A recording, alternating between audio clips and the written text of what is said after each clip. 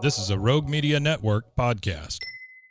Please note that this episode contains depictions of self-harm and suicide. For something a little less heavy, please feel free to check out one of our other episodes.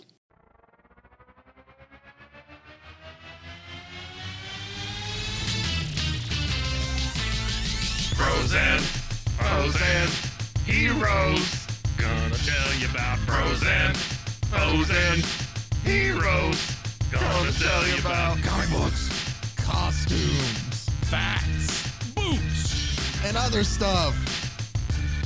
In this week's issue, Mr. Miracle, Part 1.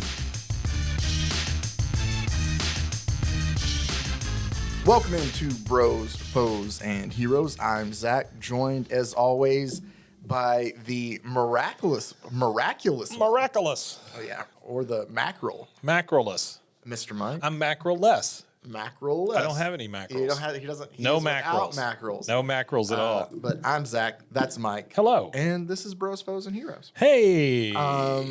We are getting into. He says that because I don't often know where I'm at. Yeah. Yeah. No, I do it more for Sure. Mike's sake as Yeah. much as anybody else's. Yeah. It's for people just tuning Gentle into reminder. the podcast. Yeah. Yeah. It's people who are just tuning into the podcast for the first time, so they know the name of the show, and then also to remind Mike where he's at. Yeah. Yeah. I appreciate that. Thank you. We are getting into It's a something big day. today. It is a big day. Yeah. Because this is like your favorite thing. This is my favorite thing ever. Yeah. And I've been pushing it for a long time. I've like teasing it for a long time. And we're going to get into it. And I thought it's a whole 12-issue series.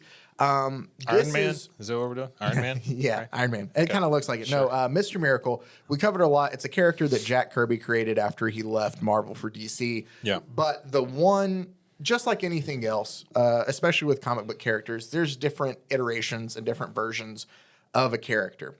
Mr. Miracle, while Kirby's Mr. Miracle was different than, Steve Englehart's Mr. Miracle, or than the Mr. Miracle that they brought back in the late 80s and early 90s. And there's been a couple different series.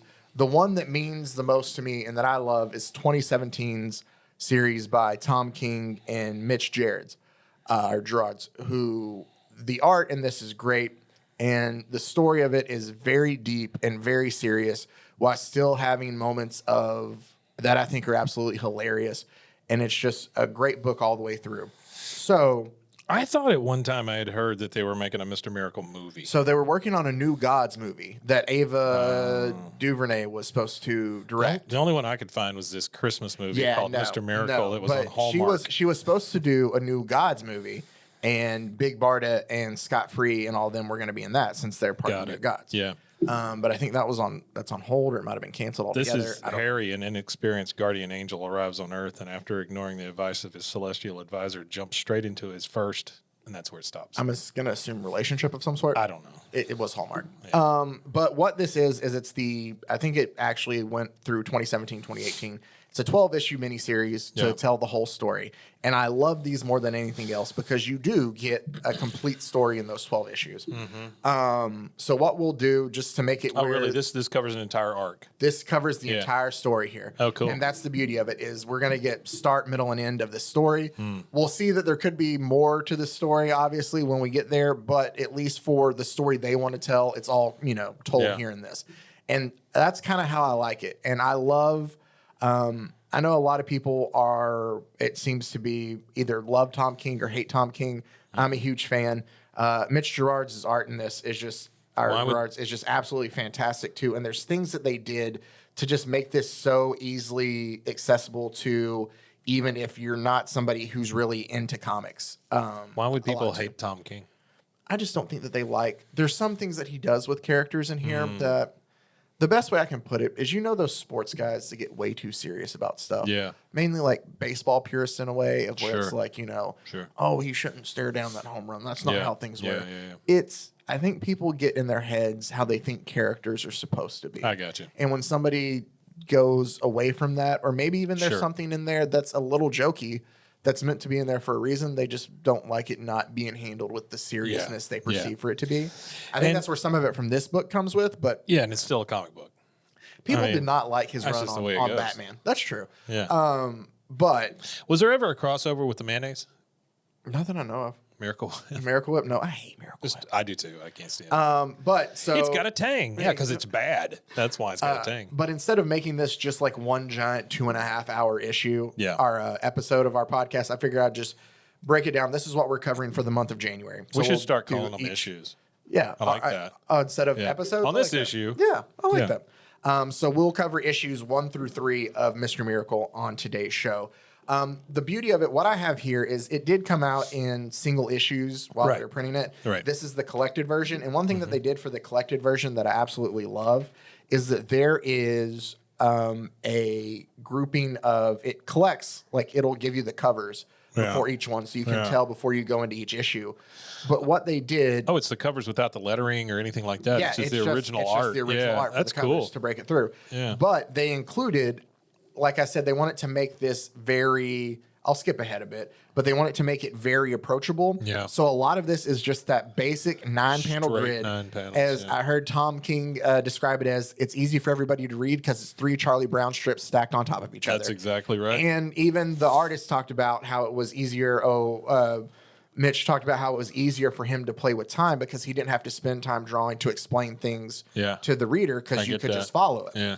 But I think it works really well. Also, I do like this big picture. Oh, that's the full page for the cover to break up the issues. Yeah, that's wonderful. But there's also a sense of kind of Mr. Miracle being an escape artist. There's also a little offsettingness. It kind of feels Cage-like in a way too. That kind of sits with him when we go there. So. Oh, that's a TV.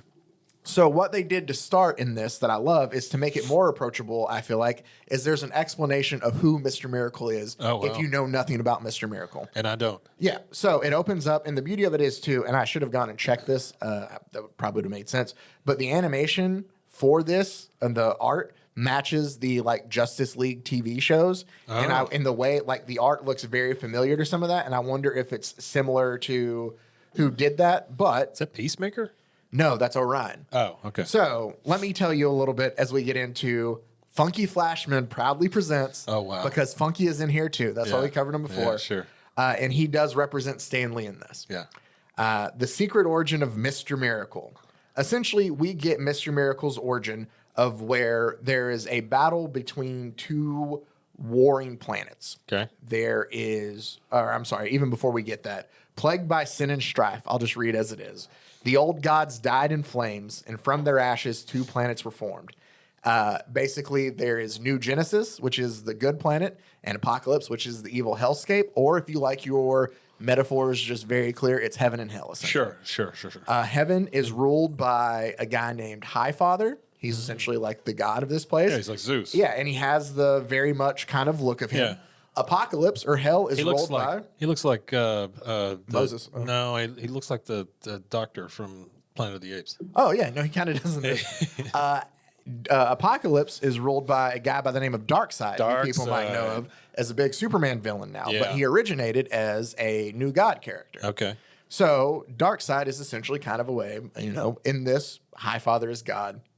Darkseid is the devil in this allegory. Sure. Jack Kirby really did love to base a lot of his stories and throw in, religious undertones or different mythology. He just liked myth and legend and stuff like that. Yes, he loved Thor and stuff like that. Like this whole story was supposed to be a Thor story of where he was going to destroy Asgard and they were going to build a complete new world with the new gods. Well, here's the thing about those kind of tales and those kind of legends and stuff. They've been around so long. Obviously, they work. Yes. You just rework it and use the basis of it. It's the Hell House thing. The Hell House thing we're doing, it's based on Faust. Exactly. And so it worked. That's right. It just worked. And so he used that same thing here. So we have the 2 main baddies. Darkseid is always after the anti-life equation. Okay. That's the big thing he's always after. To break it simply, it's supposed to be this equation that some people know that he's always after that's supposed to eliminate free will is the easiest way to do it. Like the brown note.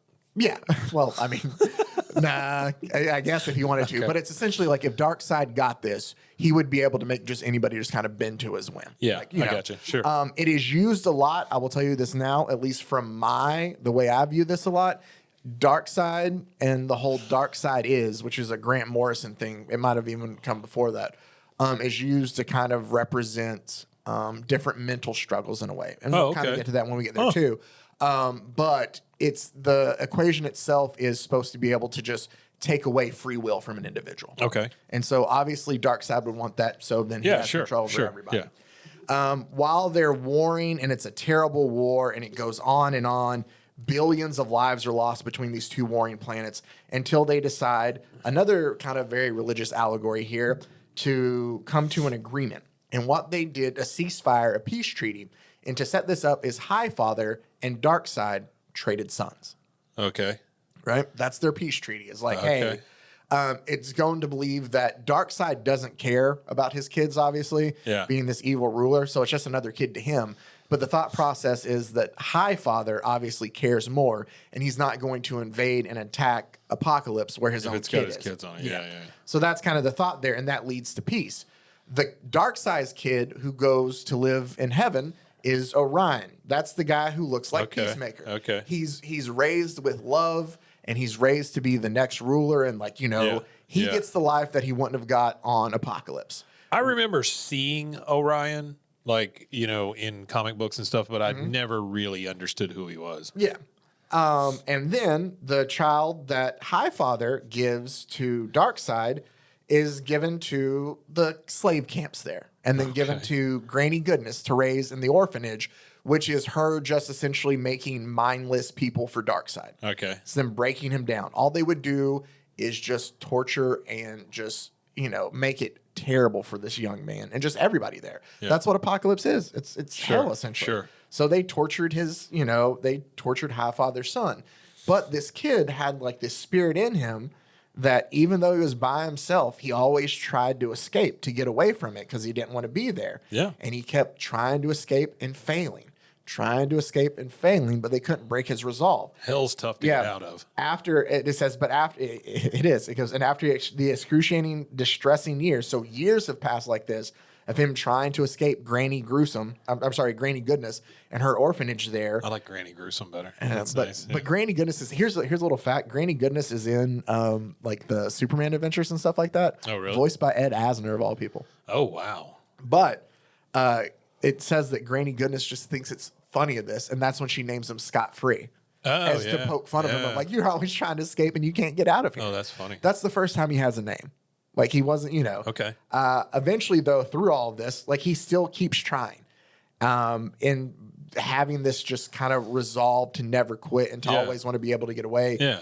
Barda, who is also Big Barda, we've talked about, is also raised on Apocalypse. She's shows raised up in a hell lot. too. Well, because they're linked together, the two of them. Well, I'm saying just stuff we've read. No, that's true. She's been in 4 or 5 of these things that we, she starts to grow a liking towards Scott and realizes hey, there's something there in him too that I can appreciate too. Scott eventually escapes and he wants nothing to do with Apocalypse. And so we've kind of talked about this a little bit. He flees to Earth. Barda comes eventually too. But the two of them flee to Earth where he befriends Thaddeus Brown, who is Mr. Miracle on Earth. He's the stage performer as an escape artist. And so he's like, hey, this works for me. You're an escape artist. I know how to escape. And he's already wearing the suit. Yeah, so Thaddeus Brown, the Mr. Miracle suit is what the escape artist was wearing. The escape artist wore. That's where he gets the costume. It's like from. his magic suit or whatever, Well, so it says, when monstrous Cretans murdered their beloved mentor, Scott donned the artist's mask. All those years of escaping really paid off as he took the stage as Mr. Miracle, super escape artist. Okay. When called, Scott returned to New Genesis to battle the tide of tyranny. There he teamed with Honorable Orion, who you thought was Peacemaker, to counter Darkseid's loathsome machinations. During these adventures, he fought with and befriended and fell in love with Big Barda. Eventually, she betrayed the malicious masters. I love the way they wrote this, too. Yeah. Because they write it in that very... masters, and the two lovebirds were married. And then it just says and so that's all of us. That's Mr. Miracle. It's just kind of summing it up. And his catchphrase is always, I can always escape. Which is a big, Okay.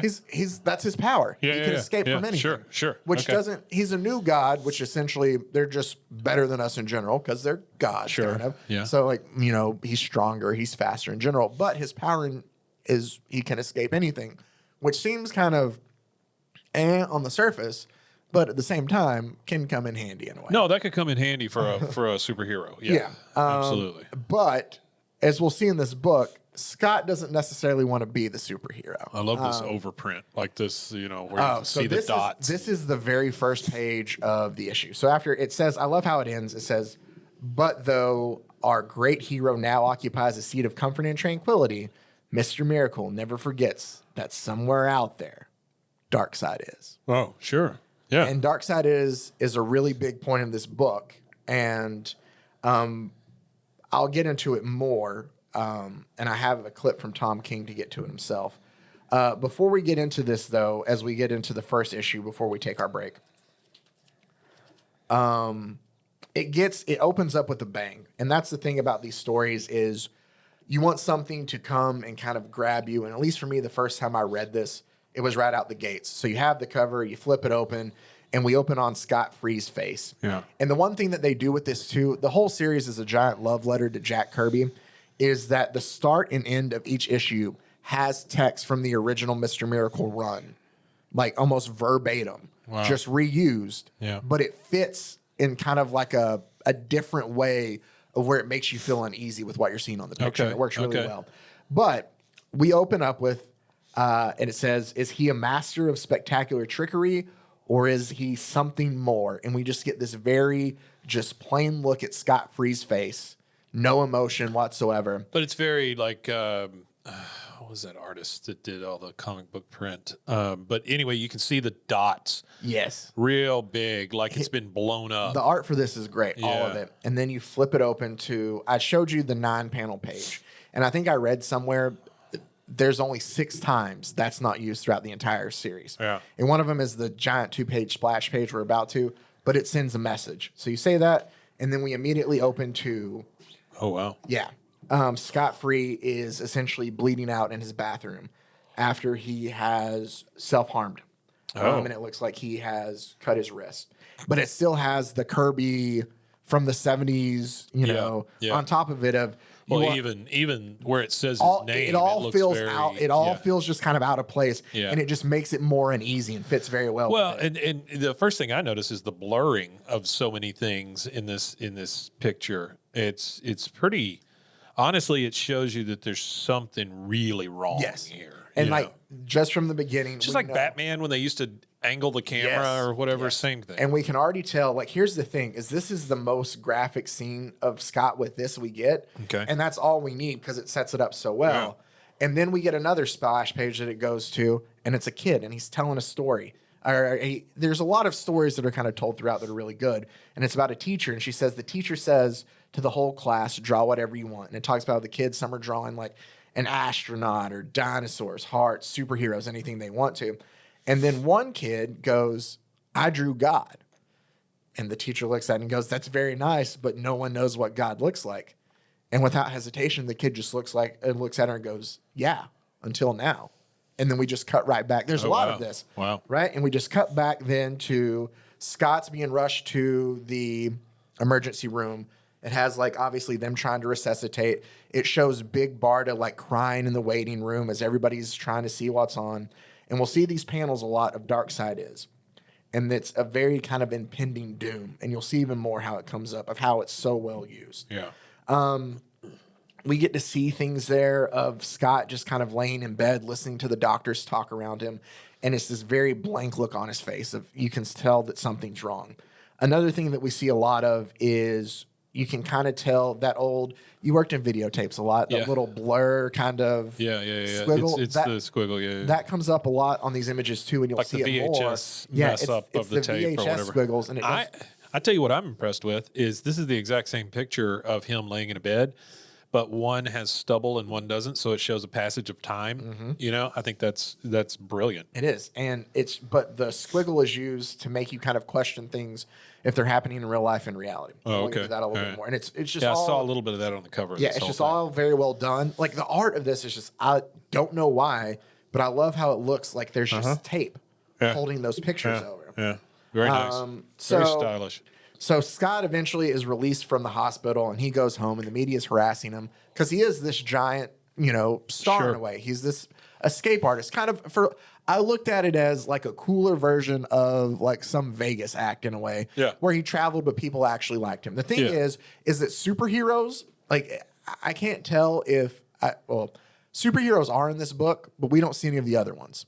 The only other time is they're mentioned briefly, and sometimes we'll see that they're brought up in the world. Like he wears T-shirts of other superheroes. Oh, okay. So it's like they exist, and they're these larger than life characters and stuff. But this is more of like they're not in Scott's world kind of thing, except for the fact of where once they get home, it shows like Scott or Barda trying to clean up the mess in the bathroom from the accident that happened. Scott just sitting there kind of looking at the bandages and her saying, well, you can take them off if, they itch and all of this. And him just trying to find himself. But there's a part in there where it's like, hey, the Justice League called and left messages. And he responds with like, yeah, I noticed Clark just flying outside my door last night or outside our window last night. So like Superman's just sitting there just kind of checking on him kind of stuff thing. So they're there. Creepy ass Superman. Well, yeah, I think it's supposed to be like him just kind of like watching out for Scott. Yeah. But so they're there in this world, but not necessarily a main part. We are introduced then into our story to Scott's brother now, who we talked a little bit about, Orion. Orion shows up to see Scott, and just like through a portal kind of thing. So you remember the mother boxes we talked about back then? So Yeah. it's through their mother boxes are kind of used, for lack of a better term, at least in this, kind of like an Alexa, but it can do interplanet. Like that's how they track. Yeah, yeah. So it just flashes them from New Genesis to Earth. And so Orion shows up and he just calls out Scott. And Scott's just like, yeah. And he tells him to stand. And so he's like, okay. And so he stands up and he says, standing. And Orion just clocks him in the face and knocks him down. Tells him to stand up again. Tells him to stand again. And so Scott says, I know, standing. And he picks himself up again. And Orion knocks him back down again and tells him to stand. And it just keeps going. And it seems to me like it's one of those of either Orion doesn't know how to process what has happened to Scott, and so this is him lashing out at him there, or it's just, there's so many things, him trying to feel like I got to snap him back out of whatever he is. Yeah. All the commotion wakes Barda up, who essentially tells Orion, like, hey, what are you doing? And he tells her that he's teaching Scott, to which she tells him, you can't teach. Granny taught us, you grew up on New Genesis, you can't do this. Yeah. And he just kind of scoffs and leaves. Barda is kind of like taking care of Scott afterwards and like, hey, are you okay? And Scott has a moment where he feels like something's off and tells her like, hey, your eyes used to be blue. They're brown right now. And she goes, what are you talking about? They've always been brown. So there's a moment of where we can't, like, Scott, something's happened and Scott's just kind of off. We then cut to, it looks like he's making a television appearance. And that's where all the little fuzzy kind of comes in. But it's him doing some sort of, like escape act. Yeah, it's like a water tube, kind of like a what was the big magician? Houdini thing. Yeah, it kind of reminds me. You remember that? What is the water turns brown? You remember the Catch Me If You Can, where like the piranhas in there? Yeah, sure. That's what it kind of sees me. But it's him escaping this trick, and he's on the. It's a late night show with Godfrey, which back in the day I had to look this up, and I found out that Glorious Godfrey is an old Kirby character from the New Gods, of where he was like the herald for the New Gods. Oh, wow. But so he's the talk show host. Yeah, well, but he would be used to herald Darkseid. So there's kind of a little like tease here of why he's on that, but still, they turned him into a talk show. So it's still, bringing everybody in. Yeah. So Mr. Miracle's on there, and they're like, hey, we got to ask you, this, you've been in the news for the what happened. Maybe you should address that. And he's like, yeah, no. So I'm an escape artist. That's what I do. And so what's the biggest thing that somebody can escape, right? It's death. So that's what I did. I killed myself to escape death, and I totally did it. Right? He's trying to like. That sounds like an excuse. It does. He's trying to twist this in a way as like a PR of like, sure, hey, yeah, I did that, and that's why. So I killed myself, and he's like, making like the fake noises and stuff, trying to play it off. Sure. And then he gets there. He goes, and then when I woke up, my lovely wife took me to the hospital. She found me there, and that was that. And the host is like, all right, great, just amazing stuff. But I guess that does leave one unanswered question. And he's like, well, what is that? And he goes, well, did you actually escape? And there's like a moment of they're just kind of staring at each other. Yeah. And it kind of like, like it has the distortion again. And he just replies with, what? And then Glory goes, oh, sorry about that. Apologies. We got to go to commercial. We'll be right back after this. Or don't worry, folks. We'll be right back right after this. And it has it purposely stare down the barrel of the. Yeah. Like it's all things like that are just done really well. Yeah. Hi, Father, who the Moses looking guy, comes down to Earth, and he says, "Hey, Scott, I'm sorry. I've been busy at war with Darkseid. We're back at it again. I meant to come check on you. Just know that, there's just a lot going on. I'm sorry. Obviously something's, bothering you, and I wish I could be here. But Sure. that anti-life equation that Darkseid's always been after, well, he has it. Oof. So that's kind of just a little bit more important. I'm sorry about that. But, I got to take care of this." Yeah, and sure, Scott's like, sure. "Yeah, no, I get it. Warring planets, that's fine." Yeah. Well, we then get to see, we've talked about Oberon before. Remember? We have. Yeah. Little, I his remember. buddy Yeah, Oberon. yeah. So now we get to see Oberon, and it's them in like the lab underneath. He's different here. He is. He's a little shorter. He kind of purposely, I think, looks a little more like Jack Kirby in this. Oh, really? Oddly enough. Yeah. Huh. Maybe just kind of in the face a little, they just. Yeah. But he's sitting there, and he essentially tells the same story from before about drawing the picture of God, the kid. Big Barda is big. Well, she is. She's very big. There is a moment later that is very sweet. I think it comes up in the second issue that we'll get to, where she's just like, she's just, "I'm too big." It's when they see Granny Goodness. And Granny goes, "Well, darling, haven't you understood that everybody's too something?" And it's just a real moment. Like, that's obviously a thing for her too. But yeah, she is massive. I don't mean like she's just a. Yeah, she's a big lady. It's like Amazon. But that's kind of she is. But that's kind of what I like about the duo here too, is because it takes. This is gonna sound super, but it takes the gender norms of it and kind of flips it because she protects him a lot. Exactly what I was gonna say. Like it's cool that in a superhero comic they're able to flip that. And that's the thing is where like because these are always men save women kind of but things. It's no, she saves his ass a lot in this. But so Oberon's telling Scott the story about the kid drawing God, while Scott's trying to get out of these kind of I don't remember what they're call like them. wrist cuffs. Yeah, they're wrist cuffs, but they're like Fangarian, like it's some kind of weird, Fangarian. name, that he's trying to break out of him. And he's like, "God told me they were impossible to break out of." And Scott just does it pretty easily. And he's like, "Yeah." And he's like, "Oh, all right. Well, I guess I'll go ahead and work on this." And Scott hears something. He's like, "Oh, that's Barda." She gets worried. And he's like, "Yeah, you should probably go talk to her. So she's, you deal with that instead of there. I'll go ahead and work on these things." And we get another Darkseid is. You see that it's starting to pop up. It's a lot, yeah. And there's a reason why. And then Barda comes in. And what you're talking about is just a completely black panel. It's a complete black panel. American typewriter font says Darkseid is, period. And after this first issue, I'll play a bit to explain that a little bit more. And Barda comes in and she goes, "Hey, I'm sorry that you don't need any help, but I don't like you working alone in your studio. I heard you talking to somebody."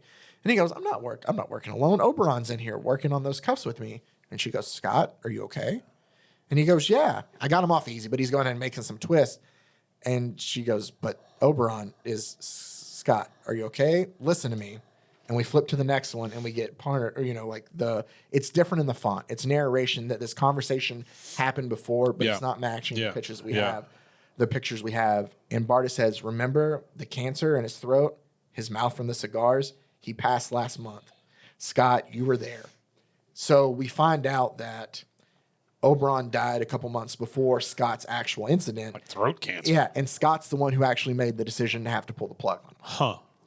So he's just like, "What? No, he wasn't. He was right here. Like, he can't accept it." Yeah. And you can see him even having trouble. Like, he can't sleep now because of this while this narration's going over, but he doesn't remember that. Like he can't sleep, Darkseid is. He's getting milk out of the fridge, Darkseid is. He's drinking the milk, Darkseid is. I mean, it just boom, It boom, is. boom, And you boom. can Now tell it's every then, other panel. It is because that growing fear, just that feeling, is getting bigger and bigger inside of him. And while he's dealing with all this, because he's just like, "No, he's here. I'm telling you. He told me a story about a kid and a picture." And she's like, "Please don't do this, Scott." And he's like, "No, Scott, no one's here. You're alone."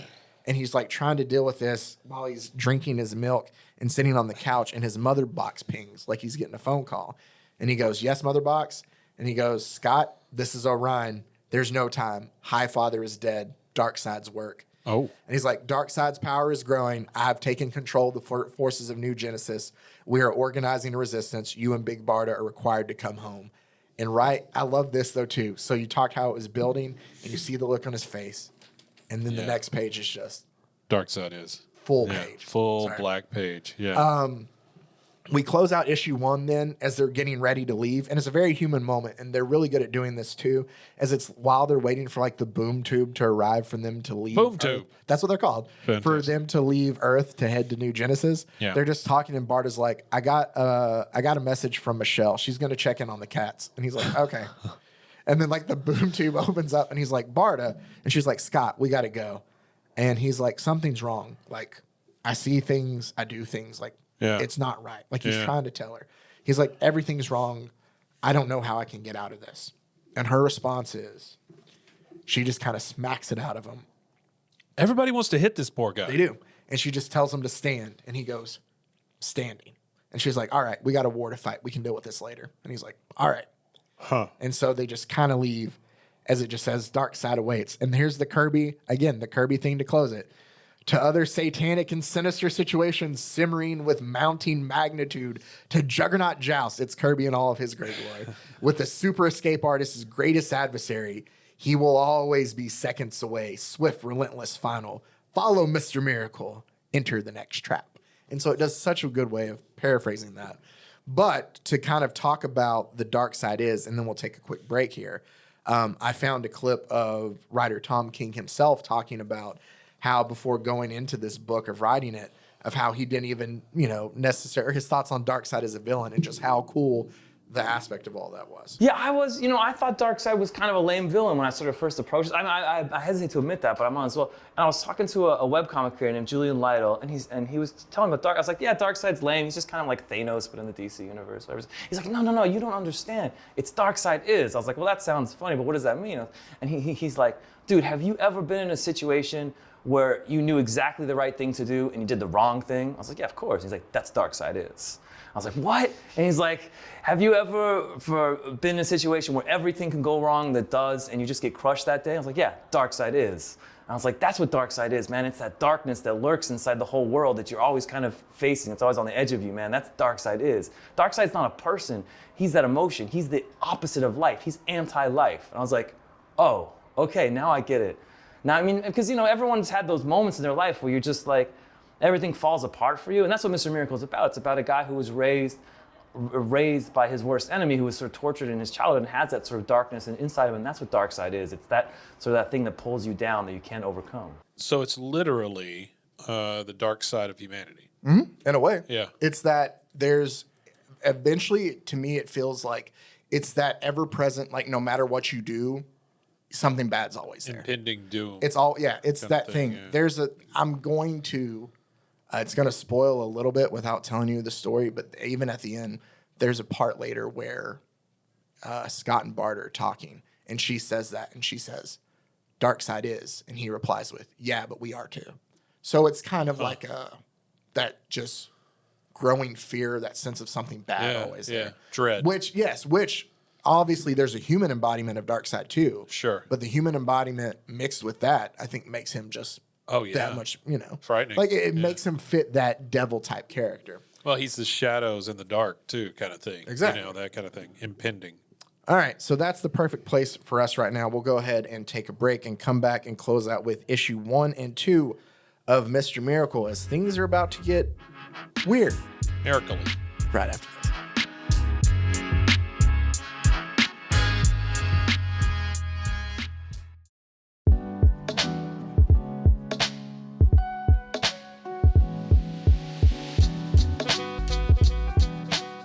All right, and we are back into part 1 of our Mr. Miracle discussion here, and we'll go ahead and dive right into issue 2. There is now war on Apocalypse since Highfather is dead. Orion has taken over as the new leader of New Genesis, and Scott, I guess, is kind of, since he's his brother, in a way, his second in command. I guess they're not really brothers, though, because... No. I mean, they're brothers in that they kind of went through the same thing. Yes, and they view them as that just because I think that they're brought up as that and Highfather would call them that. They're almost like cousins. Yeah, but because Highfather raised Orion, and then Scott obviously was free from Apocalypse and helps to fight for New Genesis and not Apocalypse. So I think he views them as, I raised him as my son, and you were obviously my son. So I think to Highfather, they're brothers, but not necessarily to the two of them. And that'll come up more here. But we go to Apocalypse, which, as you can see, when they do Apocalypse, it's all a red hellscape kind of look. And it shows Scott getting into a battle with a parademon. And so it's a big parademon. What's that? That little bug-like thing that he's fighting. Okay. They live on Apocalypse. They're like they're kind of like the orc-like creatures. That, okay. You know, like think of Lord of the Rings. Yeah. Yeah, it's a bunch of same thing. Like there's I can't think of their name, but they're kind of like a bug people that fight for New Genesis too. Okay. But it's a lot of Scott fighting this I like his little parademon. discs on his feet. That's how he kind of like flare. I don't know what they're called, but that's how he's able to fly around. Foot discs. Yeah, they're foot disc, but it has the same thing, the same Kirby narration. Yeah, you know, cool. Death lashes out for Mr. Miracle, super escape artist, and I just love the way they repurpose for all of it. And it talks about the X-Pit and Granny goodness, because that's what we're going to get into this issue. The thing that I like this is we get these speech bubbles of where it's obviously Orion speaking to Scott and telling him like where he needs to go. And it's like General Free. And he just goes, yes, Orion. And we already get, he's already just become High Father. And we have a moment of, we have another location. You know, I need you to go here. Like, you know, you need to refer to me as this. You can already tell that he's kind of, like put out in a way of where is like, I'm High Father now. Yeah. You should, you know, that's Yeah. not my name. Show me the respect. And more of it will come up. It's a very interesting thing of how Orion tends to end up like Darkseid more, even though he wasn't raised by it. It's that old, what is it? The nature versus nurture kind of thing. But this is humorous to me because it's him sending him place after place and Scott just having to fight his ass off before being sent to another place right afterwards. This is very Thor-like. It is. Like, it's very Thor-ish. And like you said, Kirby just loved Thor because of the mythology and stuff. Exactly. Yeah. And like this story, obviously not this story that they're telling here, but this world, this whole fourth world was supposed to be Thor. Like he was going to have Ragnarok on Thor and have it clear everything out. And he was going to tell new stories in the same world. Oh, wow. But then they didn't want to do that kind of thing. So, or he would present ideas and they would take them and not give him credit for it. So that's when he just started keeping this stuff in a pile over to his right to end up going to DC. Yeah. But while he's doing this, so it's like, you know, take your troops here to, you know, the Mole Mountains of Gabrar from the west. And he's like, yes, Orion. Thank you, Orion. And so then he goes and it's another battle. And he's like, all right, now take your, general, take your armies to the Crown Wall Forest. Yes, Orion, the Crown Wall Forest from the north. Thank you, Orion. Like, is that over and over again? Yeah, sure. The thing that also is just pointed like a out, good soldier. Exactly. But it's never for the king. It's never for High Father. Everything he does is always for New Genesis. Scott is not doing this for Orion. Scott is doing this for the planet. Yeah. But he is just going through battle after battle after battle to where he is obviously exhausted. And then we get a very funny, very human moment of where him and Barda are back at the equivalent of wherever they're staying, some sort of hotel kind of. It's like their equivalents. And his first question is, how does the shower work? Because he's covered in all these bug guts. Yeah. And she's like, I don't know. Why would I know that? And he's like, there's no knobs or anything. And she's like, ask your mother box then how to. It's a very real kind of, that's the thing, is in reading this, Scott and Big Barda's relationship is one of just the most real and just relatable kind of anything in comic books I've read. And he's like, I'm in the shower. Why don't you ask yours? I'm naked. And she's like, fine, mother box, can you turn on the shower? And it replies, it shows the shower's on. And she goes, it shows the shower's on. And he goes, oh, okay. Am I clean? Like, it's just a funny, kind of moment. Yeah. Then eventually he comes out and he is clean and he just collapses on the bed next to her. And she goes, you got it to work. And he goes, yeah, now I'm the new god of showers. And she goes, oh, well, did you leave it on? And he was like, I think I didn't turn it off. So it's just like this very real, just kind of, the room they're in, it reminds me of the one in Ragnarok. It does kind of look like where Hulk was staying. Yes. Yeah, it feels like that. Yeah. Oh, here's another one we talked about. Is so she's getting ready to go and hop in the shower himself. And she's like, it was easier back on Apocalypse. You get dirty. You just get into she goes, you wade into the Ember Lakes. You burn, and then you survive. And then you're clean. Just like essentially you walk in, the fire burns everything off of you. And then you're fine. And she's like, you don't survive? Who really cares? And then he's just kind of looking at her, and he goes, "Oh, you're beautiful." And her response is just, "I'm too tall." He's like, "Oh, you're perfect." And he falls back asleep. And that's where it's like, "Did you leave it on?" And he's like, "I don't know. I didn't turn it off." Yeah. And so it's just a nice, really kind of very moment of relatable them. human moment. Yeah. Then we're taken back to Scott and Barda in front of Orion there on like his iron throne. It's the throne of New Genesis that he's sitting at there. See his little chair with he's holding Highfather's little, Moses Shepherd's crook there too. This guy over here in the white, his name's Light Ray. He's kind of going to be like, I feel like I've seen him before too. He kind of looks like in Marvel the Guardian guys or the Sentinel. yes, a little bit. Yeah, that's what he kind of looks like. He's like a very lighthearted new god in the old Kirby ones. Okay. Here he's kind of used as just Orion's lackey in a way, like his right-hand man, but he does it very well. While they're there, the two of them are standing. Barda and Scott are just kind of standing in front of Orion, who's giving them a dirty look. And Light Ray goes, "Oh, well, since everything that's been going on with the war and everything, there's been some, pleasantries and stuff that we've let lapse that we just kind of, need to go ahead and bring back in. So it's required that everybody kneel in front of Highfather now." And he's just like, where was it? Oh, yeah. So now, obviously, with greeting the Highfather, it's customary to kneel. Or rather, it's now obviously required you kneel. And there's a moment of them staring off, and you can tell Scott doesn't want to. And Orion's just like, "You kind of better." Barda, trying to play the peacekeeper, kneels. I love this scene because she kneels down and she side-eyes Scott. And she grabs his arm to pull him down. He never kneels. Like he just keeps staring at him. It takes down. 9 panels for him to finally kneel. Yeah. But you can tell I love how the way, like, you see the pull down of the arm and everything. Like, he's not doing it on his own accord. This feels like Gladiator. It does. Yeah. It does. And so finally he kneels and he bows, and that pleases Orion. Yeah. And so he tells them it's a blessings. Orion's a dick. He's very much a dick. So he tells them, like, "Oh, it's a blessing for you guys to be a part of here. As Highfather of New Genesis, please accept my gratitude for your service." And Barda's like, "Yes, Highfather."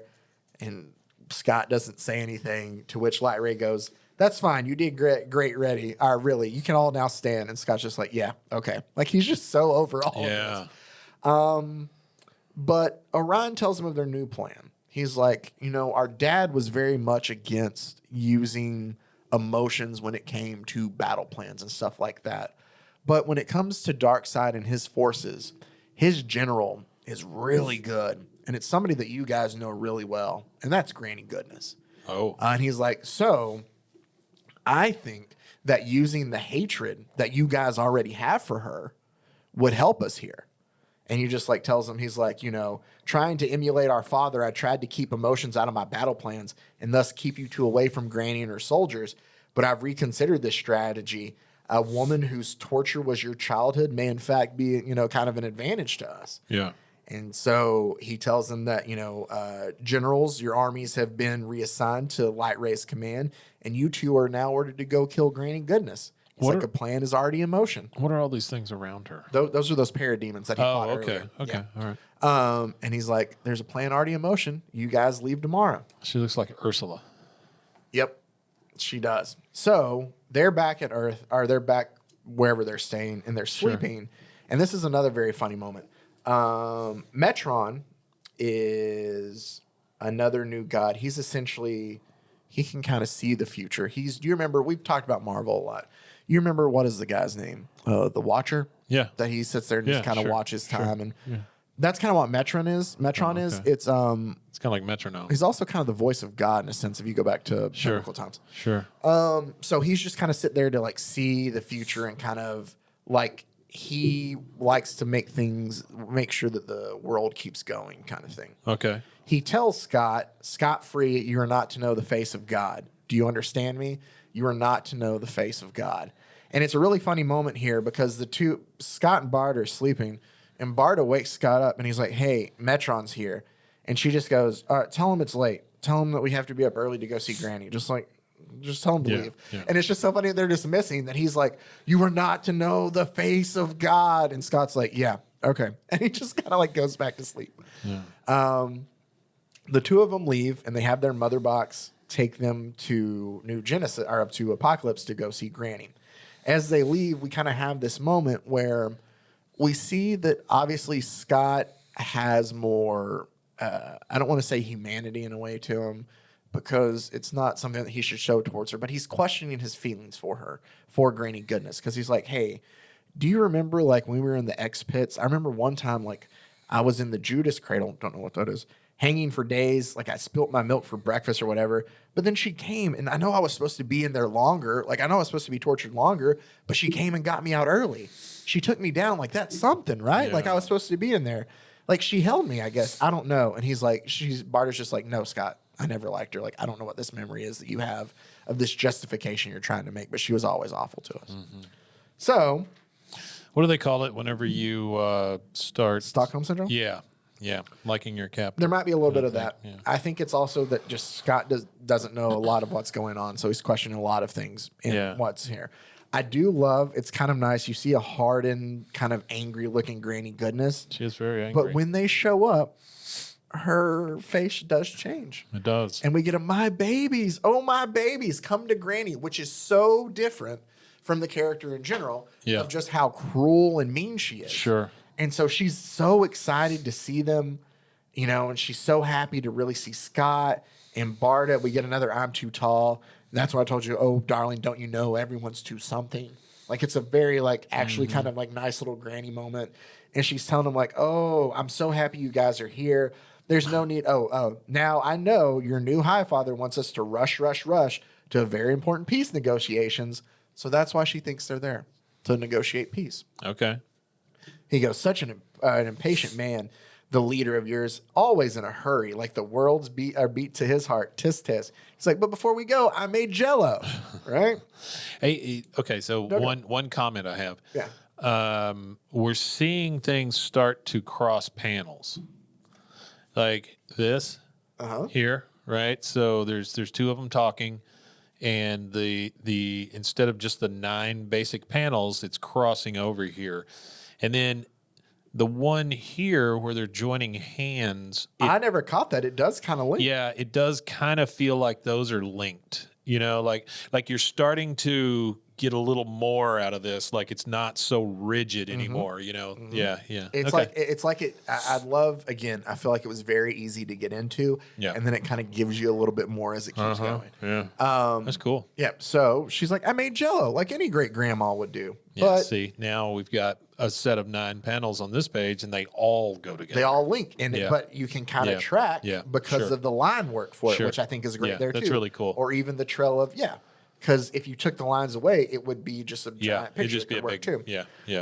But they're there to eat Jell-O, and this is one of the dark humor moments.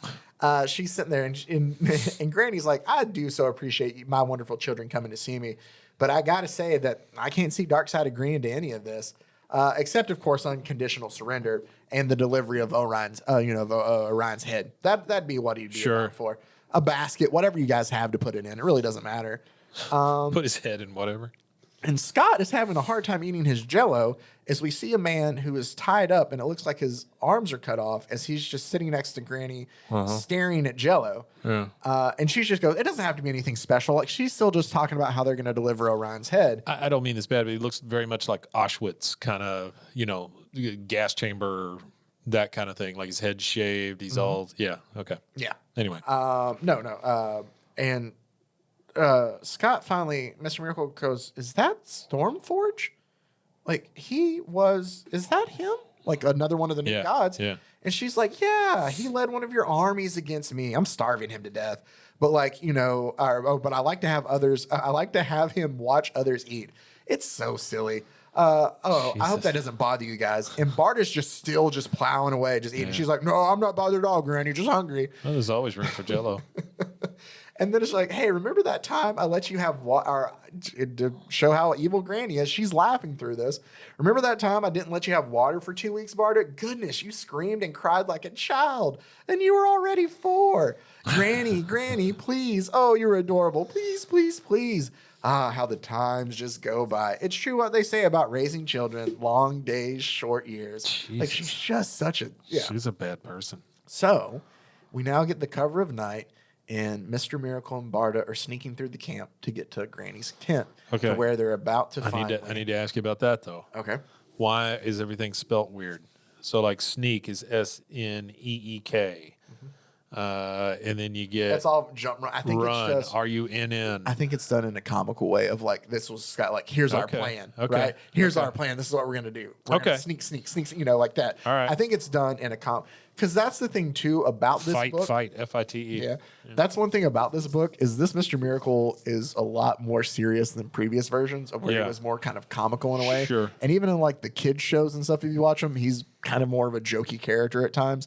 This is the version of my Mr. Miracle I like, but I still love that they have the nods where it's still not all like, you know, you want something to, so there's still little nods and things like that in there. Yeah.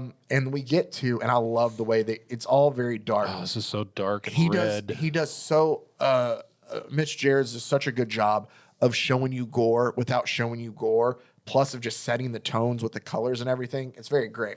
But they sneak in there and they're whispering, and Scott's like, is she? And about that time we see this like plasma blast hit Barda, and Scott's like, no. And Granny tells him quickly, we don't have time. Come on, get away from the door. And so he's kind of confused and he follows Granny. And she goes, I'm so sorry, my poor dear boy, for so much. And he's like, I don't get what you're talking about. She's like, you just have to listen. There's no time to understand. Did Metron visit you last night? And he's like, no. Well, yeah, I guess he did, but I thought it was a dream. And she's like, good. There's so much you need to know. And we have Barda. Looks like she's kind of like she's not out. Like she's still alive. We get she's on the ground. Granny tells Scott that Orion contacted me this morning, as in his brother, and tells her that he wanted to warn her that he sadly believed that Scott and Barda intended to break the peace and go in and try to kill Granny. So Granny tells him, like, be alert. Orion said that they'll do anything, he said. And if they did, I was going to be able to repay the betrayal. Like, he wanted me to kill you guys. Yeah. He's like, so you need to know that, Scott, but I couldn't do that to you because you're my dear boy. He's like, you know, the Highfather, she tells him, like, what he doesn't know, though, is that I've been a loyal friend to Highfather, for the real Highfather, for all these years. I was the one who let him know that Darkseid had the anti-life equation.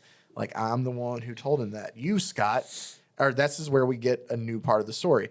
I did it. I tried to save you. I couldn't let Darkseid hurt my own precious boy.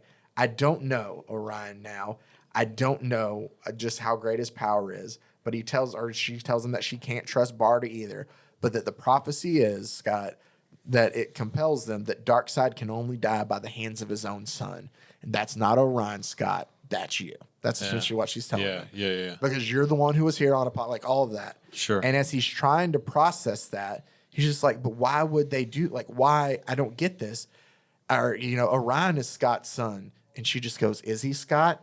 Is he? Or are you? And as soon as she says that, Barda's cosmic kind of baseball bat. Yeah, it's a what do you call it, staff or whatever, just smacks her across the face, and Barda begins to just club Granny Goodness to death. Yeah. Which, I mean, in Barda's defense, she's been shot, so she's waking up just to go and do this. And it's a great scene here of just the candle that Granny was holding just out in kind of like a pool of blood, and you get the Kirby narration over again. It said that the ultimate trap. The ultimate trap is the simplest trap, and what could be more simple than entering and leaving a building? But it shows them leave through the boom tube, and as they leave, the light goes away, and it's just the blood pool, but it's done in a way that's just so kind of creepy that it's like her face bludgeoned in, but you don't see it all, but you know. Yeah. Like, that's the thing I'm talking about. Like, it's not overtly gory, but like, you know, like something bad's there. Right. So that takes us into our final issue for the day, into issue 3, where Orion shows up back on Apocalypse with Light Ray and Mr. Miracle. And we see this is a good one because it's Scott trying to, I'll tell this. Orion is basically making the bug people dig up the bones or dig up Granny's body because he wants proof. Okay. He ends up and they unearth her and he beheads her to like put on a pike Like that is Orion now. Wow. Yeah.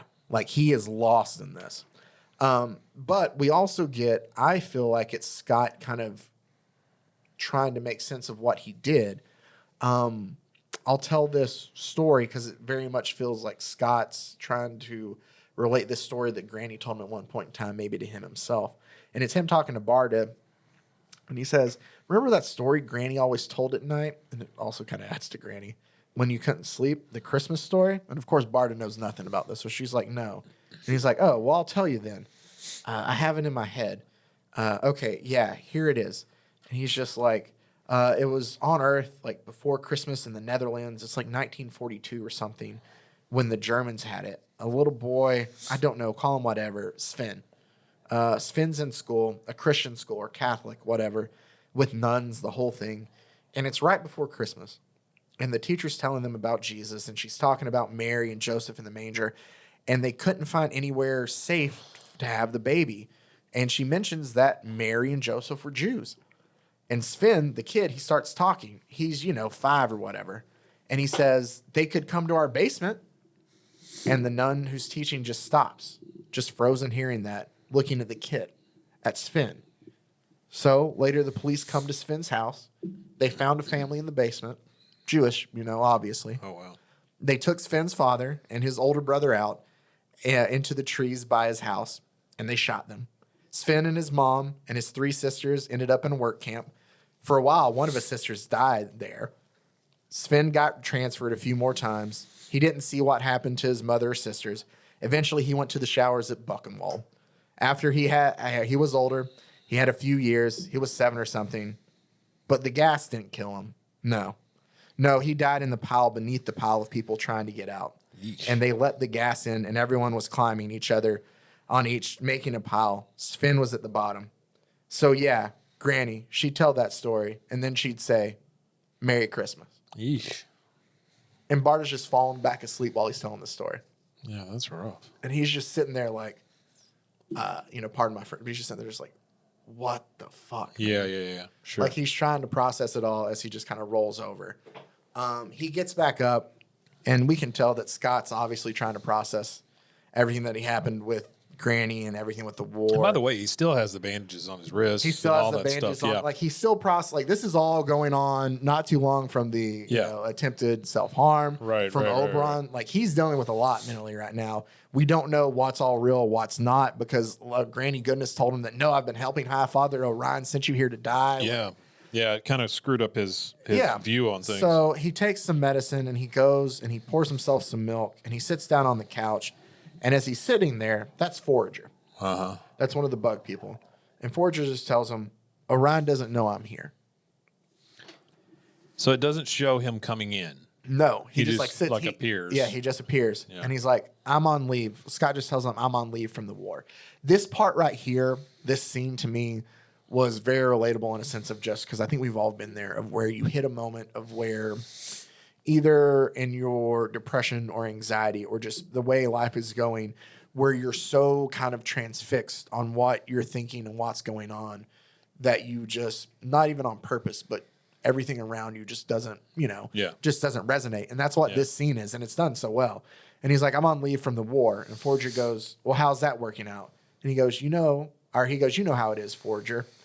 Whatever happens, I still got to make a living. I got to escape show in the morning. Like, I just got to do. Mm-hmm. And he goes, oh, you're breaking out of something? And he's like, yeah, I am. It's just some small talk between the two of them.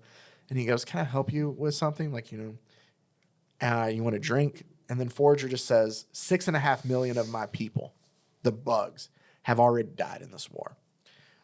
Fighting, I'll also point out it was interesting, 6.5 million, since we talked the story before, it's the same number. Yeah, I made that. Yeah, so I think they're running a correlation of making you think of, or at least being able to try to be like, oh, Ryan's kind of looking a little. Yeah. Because he says, fighting for your people.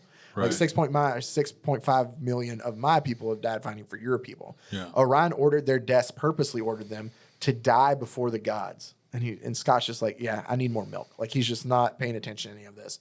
And he's like, well, if that's the problem, why don't you say anything about it? And he's like, we did. We sent our queen. May she ever breed, which is a weird kind of thing for that to be their phrase. May she ever breed? Yeah. Wow. He goes, we sent our queen. May she ever breed.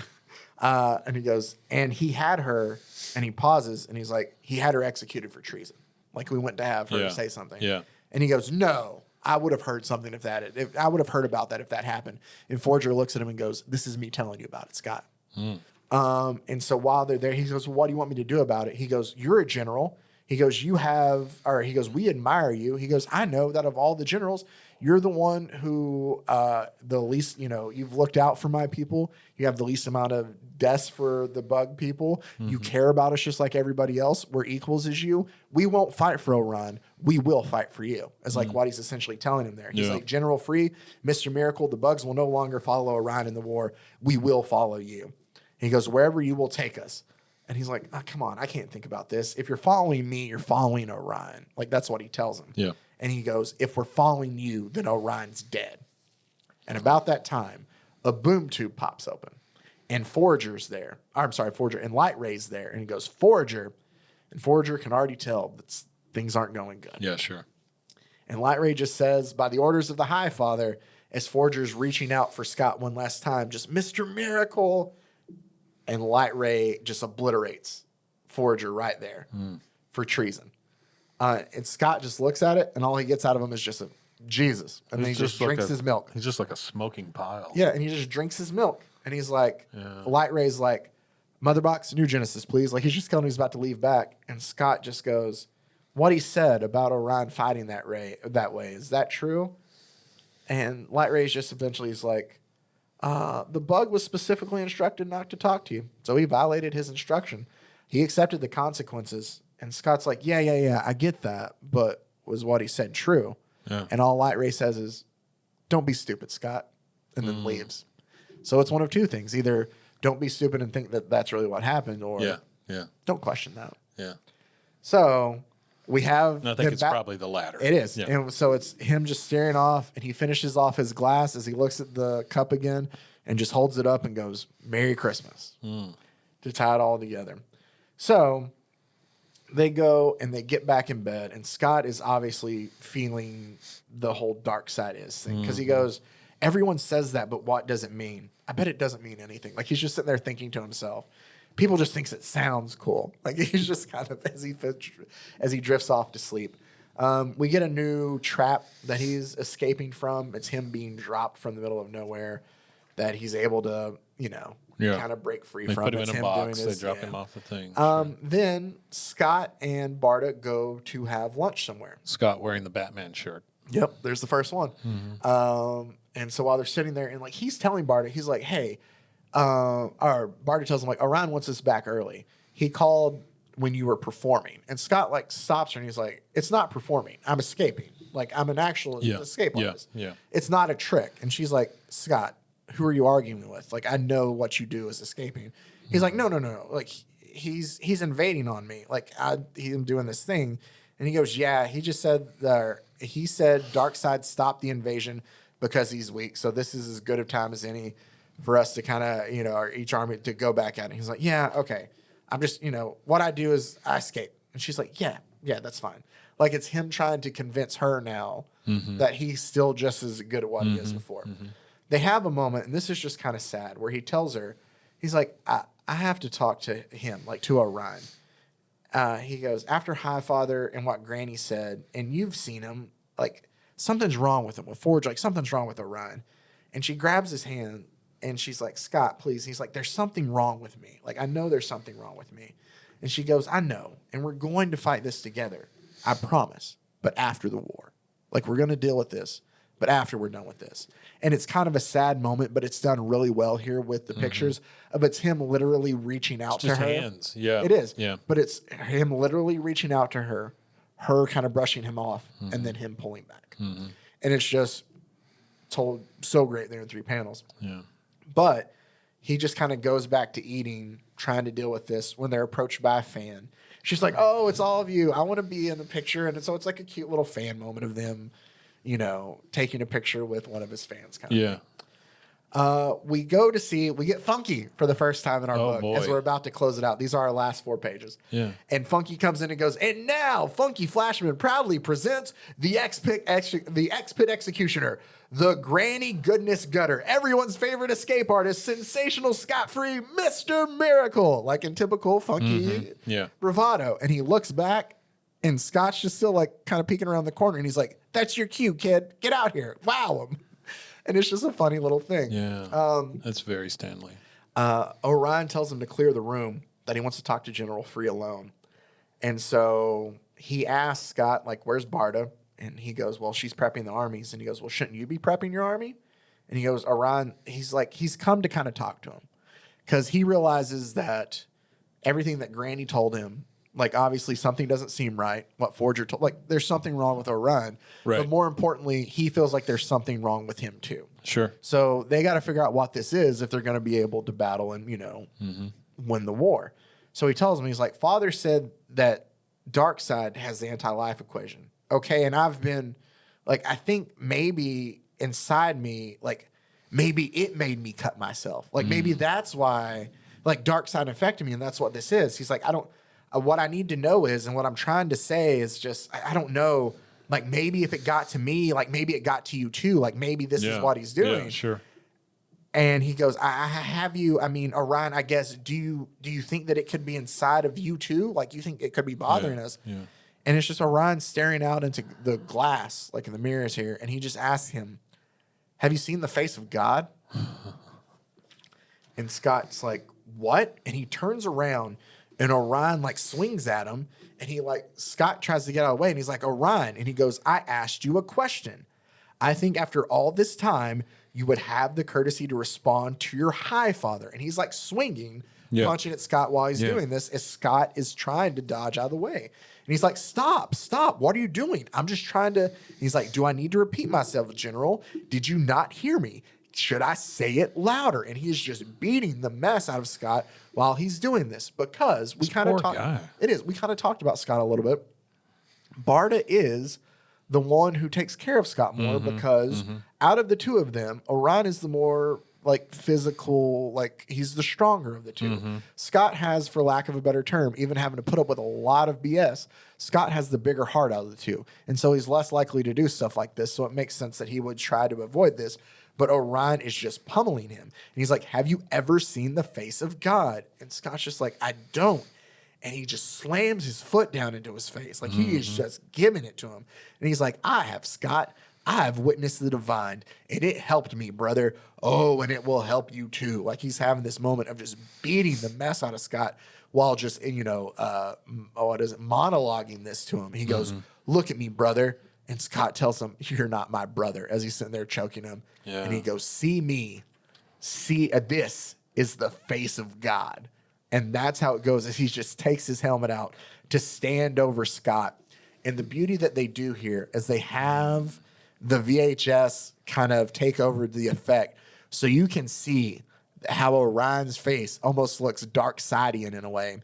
And it's just trying to show you how just like the deep down inner core of Orion is evil, man. Like something has gotten to him and something has affected how he is. And you can just see, even that's how his appearance is, that's obviously not what he is. Like he's just Orion the person has been gotten to. But then we get the cheerful Kirby, has Dr. Bedlam with the aid of the paranoid pill devised the perfect trap for Mr. Miracle. It just fits so well. But that'll be where we stop, and we'll go ahead and save issues issues 4, 5, and 6 for next week's issue. That's a beautiful comic. Oh, it is. I absolutely love gorgeous. it. But we'll get into it a bit more than next week and continue the story there. But yep, that is part 1 of 4. I just felt it would be easier for us to kind of spend a little bit more time and stretch it out that way instead of just diving in. No, it always amazes me when they can tell such a intricate story. A lot of moving pieces here. And that's just the thing, through drawing and panels. This story will take place. I think we time jump a little bit later. Yeah, sure. But like, there's things here. We're gonna get to it, and I'll tease you a little bit for next one. But like, there's things that are subtly done, like Funky Flashman gets hit by Barda's cosmic rod right in front of the cover of Mr. Miracle #1. Yeah. Like there's little small nods like that. Yeah. There's also some more later on where the reconciliation that's really sweet between the two that will probably get me to tear up just because I'm always full of emotions. But I do love how one of the other little Kirby kind of Easter eggs in all of this is in their apartment. The first cover of Mr. Miracle Yeah, it's framed on the wall. and it's just like a tour poster. Yeah. But that's how it is in all of them. Yeah. So there's things like that. It's really cool. Oh, when they go and they visit, I guess I'll save some of this too for later. Kirby comes up exactly. But they go and they like visit Oberon's grave. And there's a part. Oh yeah, we get some sexy time coming up too. We get to look forward to that. But like Oberon's grave has the last name Kurtzberg, which is Kirby's last name. There's things like that. Yeah. But we'll get into a lot more of that. But yeah, so that is the beginning of Mr. Miracle. Huh. Well, I had no clue. Yeah, I didn't know anything about this going in. Kind of the point of the show. Yeah. But it's so deep for like a DC comic. It is, and that's the thing too. Is I guess DC has always been a little more deep. They can, a little more brooding. It depends on what it was. The story behind this, and I'll just tell it now because I always thought it was so cool. Is Tom King and Mitch Gerads had been working on a Batman book that was ended up being really. Comic book fans will know that there was a story done called The War of Jokes and Riddles. Okay. That was used as the main Batman story. Like the two of them were just going to do it as kind of like an offshoot Batman story by itself. Well, DC liked it so much that they were like, hey, guess what? We're going to take that story and we're going to put it on the main run of your Batman run then. And Tom King's like, oh, okay, that is really cool. But what am I going to do with Mitch now? Like, because they were like, we'll just have the person who does Batman draw it. He was like, well, what am I going to have Mitch do? I'm like, oh, well, y'all come up with something. And Tom's like, Mitch tells the story where like Tom called and was like, hey, that book got picked up. We got to find something else. I don't know. What do you want to do? And Mitch goes, this is going to sound so weird, but like Batman was my end all be all. The only other thing that even kind of comes close of something I would really feel passionate about working on would be Mr. Miracle. And he was like, I didn't think anybody would say anything because he's such a small character. He goes, there was silence on the other end of the line. And Tom goes, have you talked to anybody? And Mitch goes, no, why? He goes, that's exactly why I'm calling you. So it was like both of them just had, for some reason, connected on the character.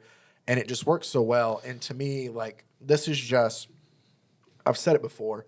I read a lot of comics. Yeah. Just because I've always liked the genre or the medium. Sure. But there is nothing that has come close to this for me. Wow. There's some reviews on the back of this thing that are amazing. You never see this with a comic. Hollywood Reporter, Vulture, GQ, Wired. You never see that from those type. GQ for real. You know what I mean? I mean that's it's also even Vulture. It's the Eisner Award for Best Writer and Best Artist. So they want like a clean sweep that year. Beautiful. So we will get into the rest of this as the story just keeps being awesome. But there you go. So that's part 1. Next week, part 2, and then part 3, and then part 4. That was great, man. It's going to be the month of January, but then in February, I'll tell you this much, I already went ahead and downloaded a crap ton of old romance comics. Wonderful. So I can just read through and I'm going to find some doozies for us for Valentine's Day. That sounds good. For us to get forward to for that. So this will be a little bit more serious, but we are going to have fun, ridiculous stuff coming up then too to clean our palate after this. Yeah. But there you go. So that's really good, man. Yeah, that's awesome. That's awesome. I again, always impressed with the depth of your research and stuff. I appreciate it. That'll do it for us for this week. As always, make sure to check out Rogue Media Network and the Rogue Media Network family of podcasts. RogueMediaNetwork.com. And until next week, stay safe, everybody. Hey, Dolly Khan.